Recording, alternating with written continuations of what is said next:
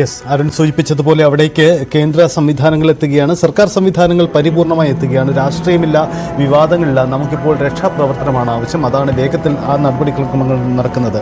MS Aneesh കുമാറുണ്ട്. Aneesh കുമാറുള്ളത് മേപ്പാടിയിലാണ്. Aneesh, മേപ്പാടിയുടെ അവസ്ഥ എന്താണ്? അനീഷ് നേരത്തെ സൂചിപ്പിച്ചതുപോലെ ദുരിതാശ്വാസ ക്യാമ്പുകൾക്ക് അവസ്ഥ നമ്മൾ കണ്ടതാണ്. എന്താണ് അവിടുത്തെ സാഹചര്യം അനീഷ്?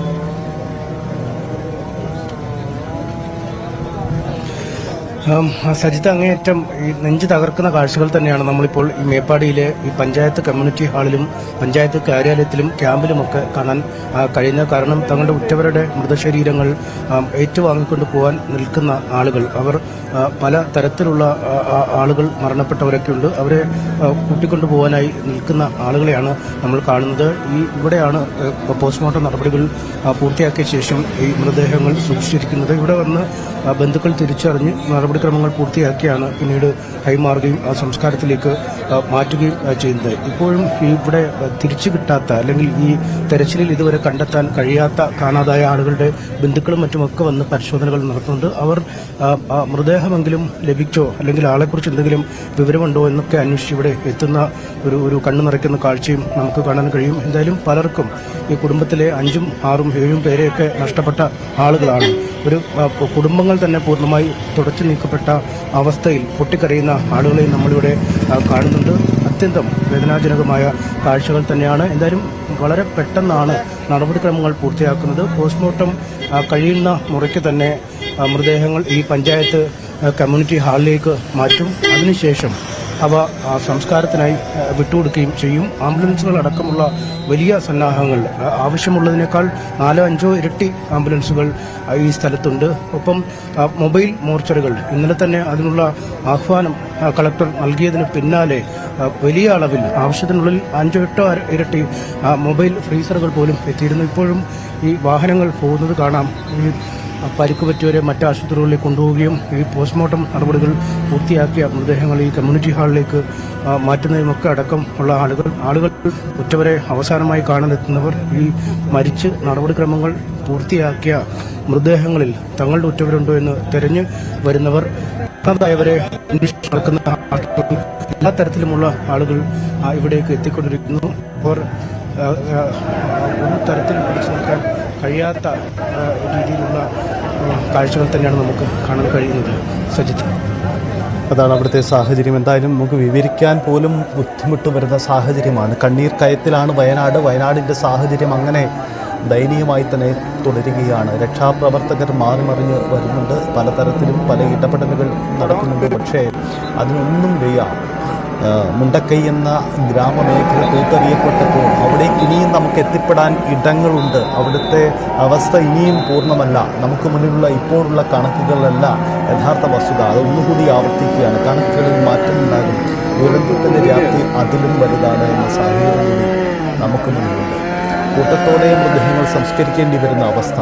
എന്തായാലും സാഹചര്യങ്ങൾ എല്ലാവരും ഒത്തൊരുമയാണ്. CB അനുമോദ് നേരത്തെ റിപ്പോർട്ട് ചെയ്തതുപോലെ ഒരു വീടിൻ്റെ മേൽക്കൂര പൂർണ്ണമായി പൊളിച്ചു മാറ്റാനുള്ള ശ്രമങ്ങളാണ് നടക്കുന്നത്. വീടിനകത്ത് കുടുങ്ങിക്കിടക്കുന്നവരെ കാണാൻ ശ്രമിക്കുന്നു.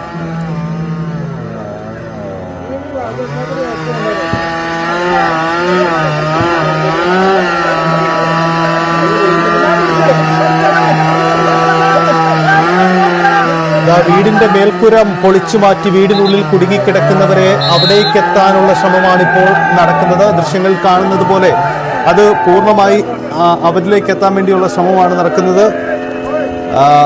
വീടിന്റെ മേൽക്കൂര പൊളിച്ചു മാറ്റുകയാണ്. വീടിനുള്ളിൽ കുടുങ്ങിക്കിടക്കുന്നവരെ 5 പേർ അതിനുള്ളിൽ കുടുങ്ങിക്കിടക്കുന്നു എന്നതാണ് ഗൃഹനാഥൻ പറഞ്ഞത്.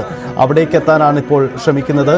നമുക്ക് ദൃശ്യങ്ങൾ കാണുന്നത് പോലെ മുണ്ടക്കൈ മേഖലയുടെ അവസ്ഥ അങ്ങനെ ദയനീയമാണ്. CB അനുമോദ് നമുക്കൊപ്പം അനുമോദ് ചേരുന്നു എന്ന് കരുതുന്നു. അനുമോദിലേക്ക് വരാം. എന്തായാലും ആ വീടിനെ മേൽക്കൂര മാറ്റി വീടിനകുള്ളിൽ കുടുങ്ങിക്കിടക്കുന്നവരെ കണ്ടെത്താനുള്ള ശ്രമമാണ് നടക്കുന്നത്. കുറേ അധികം സമയമായി അതിനുള്ള ശ്രമങ്ങൾ ആരംഭിച്ചിട്ട് യന്ത്രസഹായങ്ങളില്ലാതെ പൂർണ്ണമായും ഹാമർ ഉപയോഗിച്ച് പൊട്ടിച്ച് മാറ്റി ആ മേൽക്കൂര മാറ്റി അവിടെ ഉള്ളിൽ ആരൊക്കെയാണ് കുടുങ്ങിക്കിടക്കുന്നതെന്ന് കണ്ടെത്താനുള്ള ശ്രമങ്ങളാണ് നടക്കുന്നത്. ഇങ്ങനെയാണ് പല വീടുകളുടെ അവസ്ഥ. ചില വീടുകളിൽ വീടിൻ്റെ ഒരു ഭാഗം ചെരിഞ്ഞിരിക്കുന്നു, മറ്റൊരിടത്ത് പൂർണ്ണമായും ചെളി വന്ന് മണ്ണ് വന്ന് മൂടിക്കഴിഞ്ഞു. അങ്ങനെ മേൽക്കൂര മാറ്റാതെ അവിടെ മറ്റൊന്നും സാധ്യമല്ല എന്ന അവസ്ഥയുണ്ട്. ഈ സാഹചര്യത്തിലാണ് ഇത്തരം രക്ഷാപ്രവർത്തന മാർഗങ്ങൾ അവിടെ തേടുന്നത് എന്നതാണ് അവിടുത്തെ സാഹചര്യം. അങ്ങനെ ആ അവസ്ഥ മുന്നോട്ട് പോയിക്കൊണ്ടിരിക്കുകയാണ്. അനുമോദ് നമുക്കുണ്ട്, ഒപ്പമുണ്ട്. അനുമോദ്, ആ വീടിൻ്റെ മേൽക്കൂര പൊളിച്ചു മാറ്റാനുള്ള ശ്രമം പൂർണ്ണമാവുന്നില്ല അല്ലേ?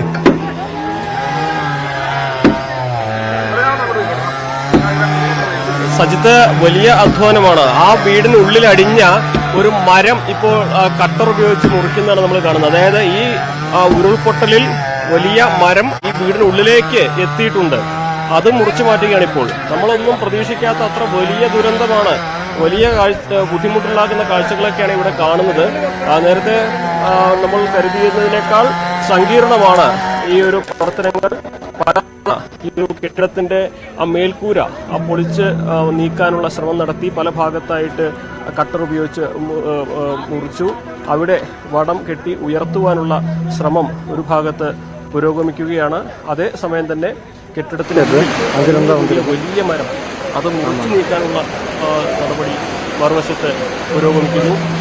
അത്യാധ്വാനമാണ്, ശ്രമകരമായ ജോലിയാണ്. കാരണം ഇതിനടിയിൽ 5 പേരുണ്ട് എന്ന് ഉറപ്പിച്ചത് തന്നെ ആ ഒരു ഗൃഹനാഥൻ സഹദേവൻ പറഞ്ഞതിൻ്റെ അടിസ്ഥാനത്തിൽ ഇവിടെ കഴിയും വിധം എല്ലാം സാധ്യമായതെല്ലാം ചെയ്യുകയാണ് ഇപ്പോൾ രക്ഷാപ്രവർത്തകർ. ആശ്വാസമാകുന്ന മറ്റൊരു കാര്യം, നേരത്തെ ഹെലികോപ്റ്ററിൽ ഇവിടേക്ക് വേണ്ട ഭക്ഷണ സാധനങ്ങൾ, സന്നദ്ധ പ്രവർത്തകർക്ക് വേണ്ട ഭക്ഷണ സാധനങ്ങൾ കൂടി എത്തിച്ചു എന്ന കാര്യം കൂടി പറയേണ്ടതുണ്ട്. നേരത്തെ ഹെലികോപ്റ്ററിൽ കൊണ്ടുവന്നത് ഇവിടേക്കുള്ള ഭക്ഷണവും വെള്ളവുമാണ്, ബ്രെഡും വെള്ളവുമാണ്. അത് എല്ലാവർക്കും വിതരണം ചെയ്തുകൊണ്ടിരിക്കുന്നുണ്ട്. അതിനിടയിലാണ് ഇപ്പോൾ ഈ ഒരു പ്രവർത്തനങ്ങൾ ഒരു വശത്ത് നടക്കുന്നത്. മറുവശത്ത് ഡോഗ് സ്ക്വാഡിനെ ഉപയോഗിച്ചുള്ള തെരച്ചിലും പുരോഗമിക്കുന്നുണ്ട്. 3 നായകളാണ് ഈ ഒരു ഇത്തരം ദുരന്ത ഇടങ്ങളിൽ മുൻപ് സേവനം ചെയ്തിട്ടുള്ള മണ്ണിനടിയിൽ നിന്നും ഈ ആളുകളുടെ ശരീരഭാഗങ്ങൾ കണ്ടെത്താൻ സഹായിച്ച് പരിചയമുള്ള 3 നായ്ക്കളാണ് ഇവിടെ എത്തിയിട്ടുള്ളത്. അതിൻ്റെ അവരുടെ സേവനം ഉപയോഗപ്പെടുത്തുന്നുണ്ട്.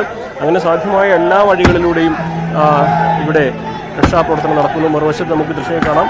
വടം ഉപയോഗിച്ച് ആ ഒരു കോൺക്രീറ്റ് ഇതാ പൊക്കിയിരിക്കുന്നു. ഒരു വശത്ത് കോൺക്രീറ്റ് വടം ഉപയോഗിച്ച് കെട്ടി ഉയർത്തി പൊക്കിയിട്ടുണ്ട്. അത് ഇനി അതിലൂടെ താഴേക്ക് ഇറങ്ങി പരിശോധിക്കാനാകും ശ്രമം നടത്തുക. അതേസമയം ഹെലികോപ്റ്റർ ഉപയോഗിച്ചുള്ള നിരീക്ഷണവും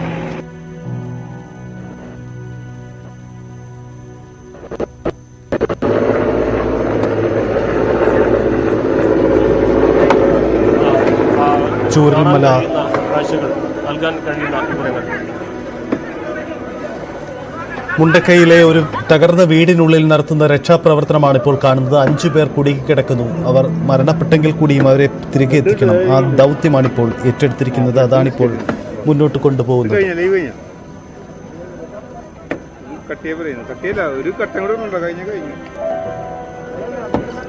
CV അനുമോദ് തുടരുന്നുണ്ട്. അനുമോദ്, ആ ഗൃഹനാഥൻ അവിടെ ഉണ്ടോ? അദ്ദേഹത്തിന്റെ സാന്നിധ്യം അവിടെ ഉണ്ടോ? അദ്ദേഹത്തെ നമുക്ക് കാണാനാവുന്നുണ്ടോ?